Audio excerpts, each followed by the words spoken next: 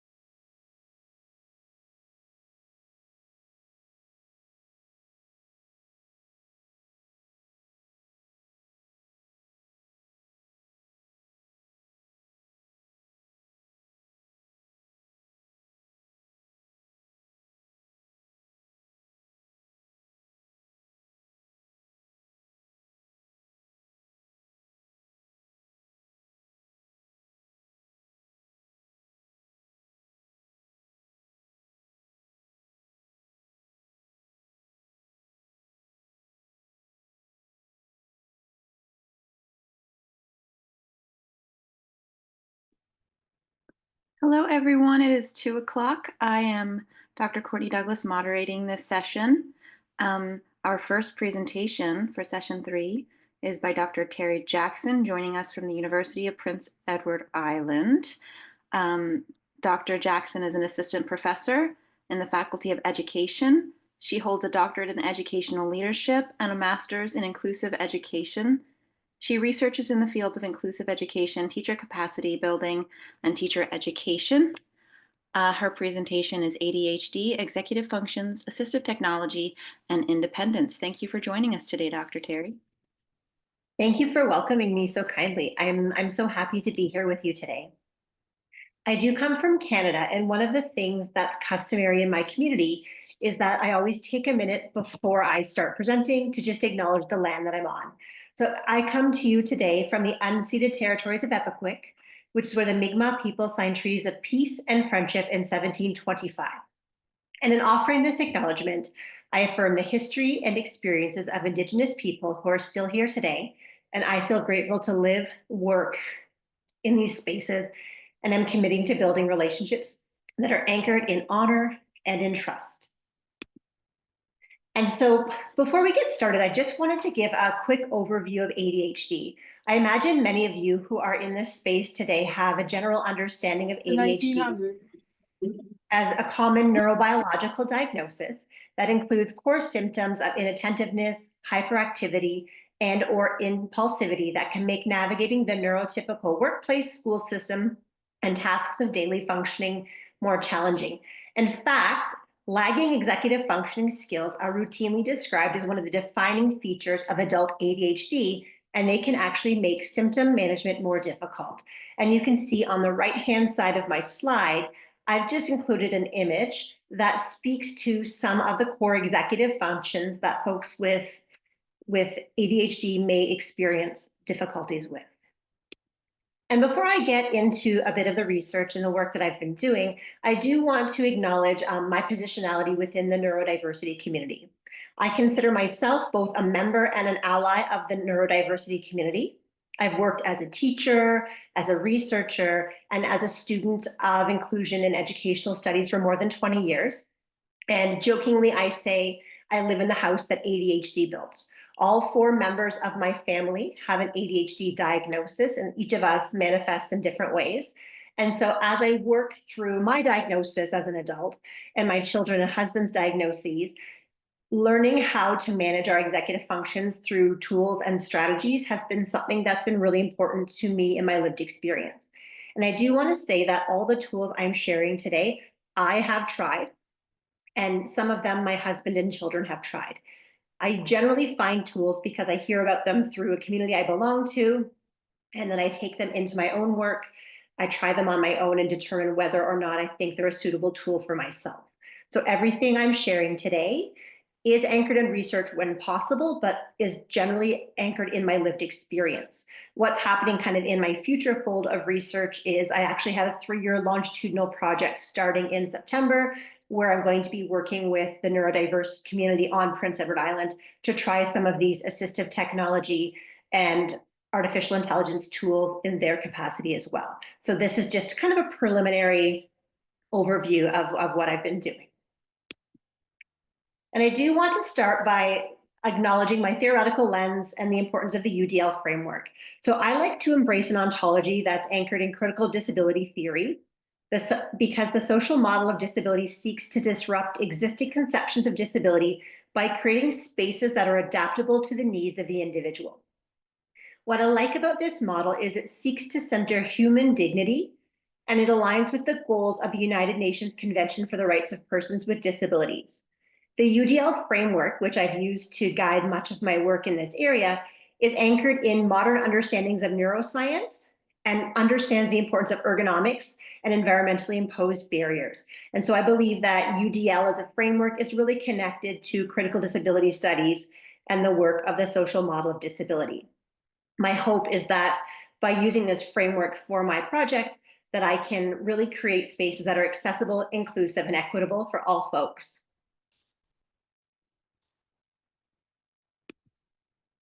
And so my goals for this session really is to show you all, using a neuroaffirmative approach, some of the tools that you could use to support sustained attention, organization, planning and prioritizing, self-monitoring, and emotional control, patience, and stress tolerance in spaces with folks who identify as having ADHD. Although I must say, I think that most folks who are neurotypical find many of these tools supportive as well. The first tool I want to talk about is called Speechify. And Speechify is a text-to-speech software. And it's just one example. We all know, or at least I've spent a lot of my life in the world of learning disabilities, but we know through our research on learning disabilities that text-to-speech software really is the gold standard for improving reading comprehension for folks with learning disabilities. What's interesting is recent research has indicated that it's actually really supportive to folks with ADHD as well. In particular, it's really supportive to folks with inattentive type ADHD. What it does is it helps to foster sustained attention. It actually improves their reading comprehension and fluency rates. It helps individuals adapt to new learning methods. It can foster independence, and it can improve confidence. And the way that Speechify works is you can actually just upload any tool, so any PDF or any website, and with the Speechify app, you can actually have anything read to you. Now, I like it because I can customize the voice and Snoop Dogg can read to me, which is quite fun. But what's great about it is it just reduces the barrier of decoding for people and allows folks to really zero in on learning. It can read emails, and it can catch a lot of errors. How I tend to use Speechify most frequently is after I've written something. I am a terrible copy editor. And so what I do is I actually have Speechify read my work back to me. And it's often able to find a lot of the errors that I just don't notice when I read it myself. So that's generally where I use it quite often. I actually wrote a chapter recently and I'm like, thank you, Speechify. You just saved me $300 in copy editing. Cheers. So I do really appreciate Speechify for that specifically. The next tool I want to talk about is Bear. And Bear is an iOS note-taking application. Sorry, Android folks, I don't have an equivalent for you. But what it does is it allows users to capture, store, and organize information most efficiently. What I love about it is I feel like it's Pinterest for academic folk. And so I have this app on my phone and it facilitates my information management, reduces my cognitive load, enhances my organizational efficiency, and then streamlines my workflow. So as I'm coming across items, and I often use my phone for reading and research, is I'm like, oh, I like that. And so I tag it and it goes right into my Bear. And what I can do within Bear is I just use hashtags. And so I can say, I read an article recently about teacher capacity building for special education. So, okay, I'm like, hashtag teacher capacity building, hashtag inclusive education, hashtag where we learn. And then in future, when I'm going to search for that article or I want to see what I've been reading and forgot about, I actually can just type in those hashtags and the important information comes up for me. What I love is that it requires me to remember less. and my working memory can sometimes struggle, and my cognitive load, especially when I'm overwhelmed or stressed like I am today and can't keep track of time zones, it really is supportive of me as well. On a personal note, I like to use it for things like collecting ebooks I want to read, or photos that I want to look at in the future, or maybe vacation places I'd like to do. But it's so quick and seamless. It also integrates with other to-do apps. So if I were to use, say, Remember the Milk, I can actually sync the two together. And if I'm making lists of to-dos within Bear, they can go across from platform to platform, which is really helpful. The third is a self-monitoring tool called Goblin.tools. Goblin.tools is completely free, and it's a task management software. I came across it by accident about 1.5 years ago, and I couldn't believe how incredible it was. Generally speaking, I'm a to-do list kind of person. I make myself my morning list and go through my day. But what Goblin Tools does is it really streamlines my workflow, helps me simplify tasks. It supports a task initiation, helps to reduce time blindness, and also reduces task overwhelm. And so what happens is on Goblin.tools, I can actually just type in my to-do list. So research ancient Egypt projects. Write 500 words on ice cream or whatever it is I do. And there are features right within this software where I can break down the task. And so I can actually press, write ancient Egypt project, and then press the button, and it'll actually break it down into the different subtasks that would exist within that. And so in the neurodivergent brain, chunking can be really difficult. And so what this does is it helps me chunk it in a user-friendly way. And if I have a task that's kind of spicy and I know it's going to be more difficult for me to do, I actually can press on the little hot pepper icon, and it will break the task down further and help to support my task initiation more. For my husband, who really struggles with time blindness, he finds that the time estimates help to keep him on track. And so if it says, clean out the car, first you vacuum the floor mats, then whatever one does to clean the car. I don't clean the car. But it would give him approximate times that he would use for each of those tasks, and thereby would support him in managing his time more effectively. It's said to be really powerful for just kind of reducing one's overwhelm and helping them to be more successful in completing tasks. I honestly could go on about Goblin Tools for some time, but I've only got 4 minutes left, so I'm going to keep going. All right, the fourth and final tool I want to talk about is Headspace. And Headspace is a powerful meditation and mindfulness app that helps to support emotional control, patience, and stress tolerance.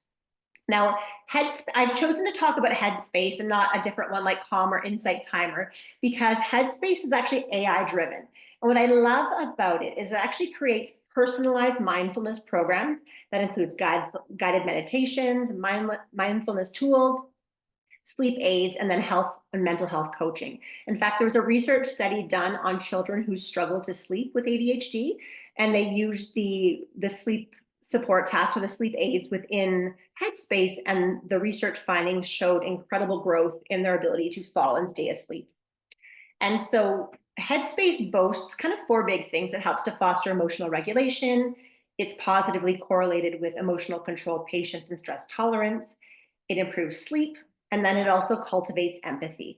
And what it does is it actually takes your profile and the things that you choose to do and leverages the AI within the app to find the best recommendation for you.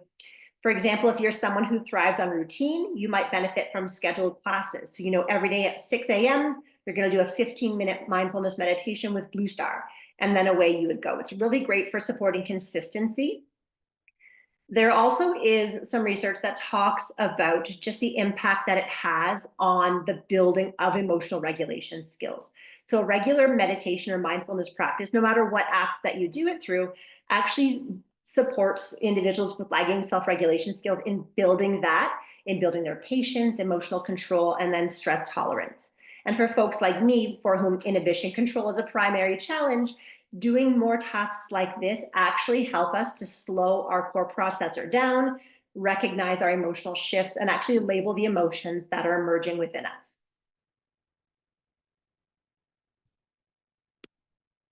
And so I'm right on time because I didn't say some stuff I wanted to say, so you're welcome. But assistive technology and artificial intelligence really do serve as essential accommodations for folks who have ADHD, especially for those people who have lagging executive functioning skills.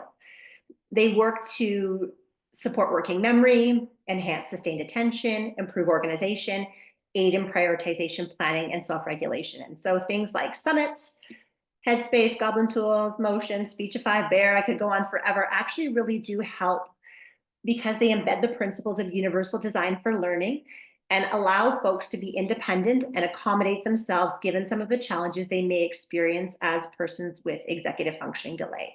And because executive functioning is so closely tied to academic underachievement, substance use, occupational difficulties, antisocial behavior, and relationship challenges, it's really critical that we support folks in building these skills.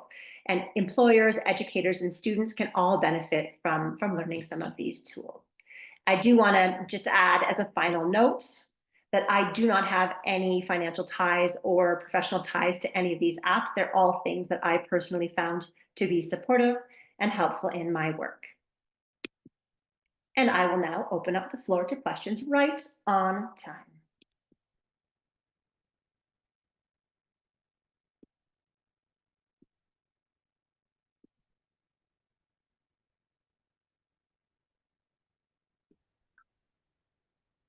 Thanks, Terry. So there were a lot of comments in chat throughout your talk, kind of praising some of the softwares that you mentioned, adults using Headspace and for their sleep stories, some folks telling everyone they know about Goblin.tools.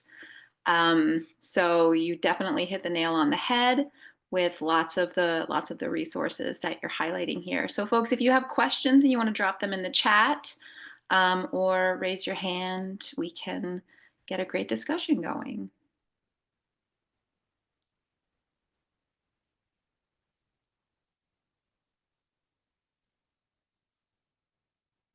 Terri, do you have additional resources, a list of additional resources that you've tried that you didn't feature in your talk today?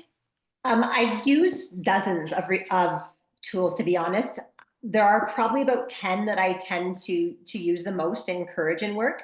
I didn't make a list of them though, but some of them are, I like Motion a lot for organization. I know it's old school, but the Pomodoro technique on paper is really helpful for organization. I'm trying to think of off the top of my head. Remember the Milk is one that I've used a few times. I'll think, if I can think of any, I'll let you know. Is there a particular app or platform that you have been hoping to find that just doesn't quite exist or hasn't made its way onto your radar? I wish there was something that would make me talk slower because poor Erin has had to try to sign for super speedy me, and I imagine that's not been fun.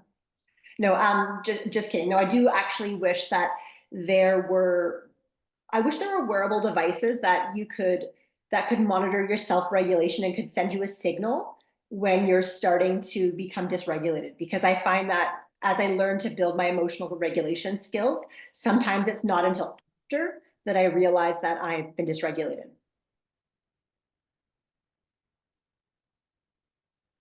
Oh, Alex recommends Udly.ai for pacing our speech.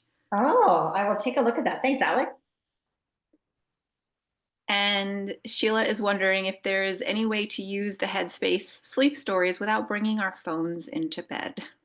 I hear that one. So I bring my phone into my room. My son has an Apple version of the Google Home Mini. So and he uses that in his room to listen to his sleep stories through that.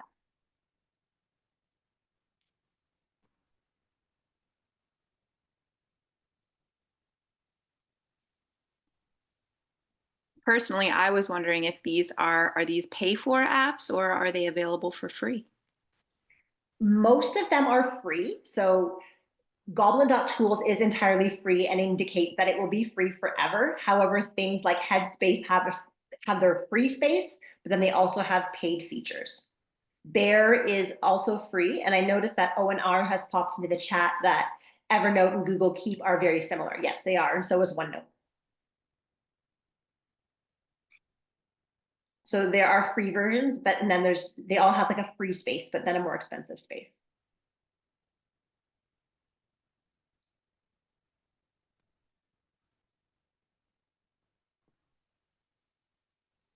Goblin.tool sounds very similar to another tool that ONR has used, Todoist, if I'm saying that correctly. Is that something that you've used? I've never heard of it, but I'm going to write it down and check it out. Oh, Todoist probably makes a lot more sense than Todoist. I will take a look for it. Thank you, Owen.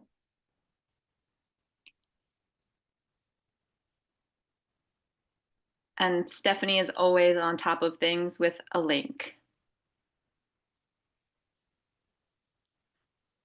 If there are no more questions, Terri, is there anything else any closing notes that you have for us, or anywhere we can follow you to get more great tips on how to manage our executive functioning?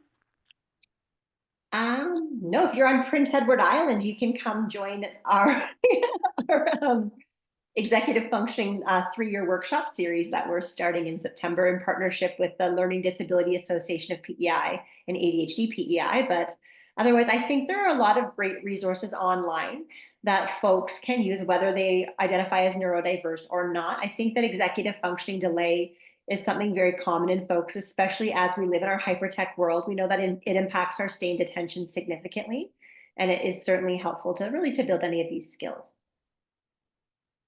Okay.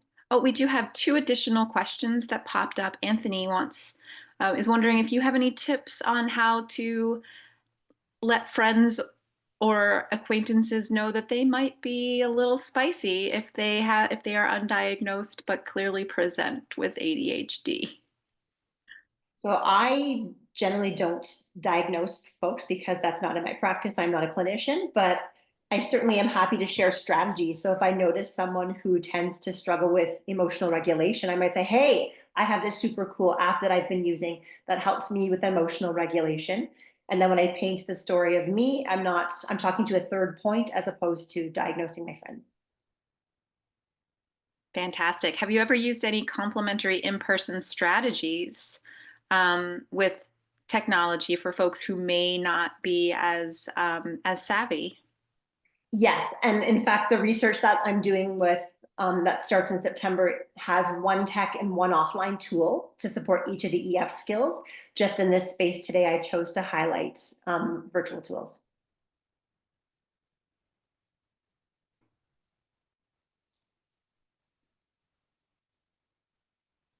Oh, and R also has some great tips about using Clockify, tracking work from home hours and project-related time. So Awesome.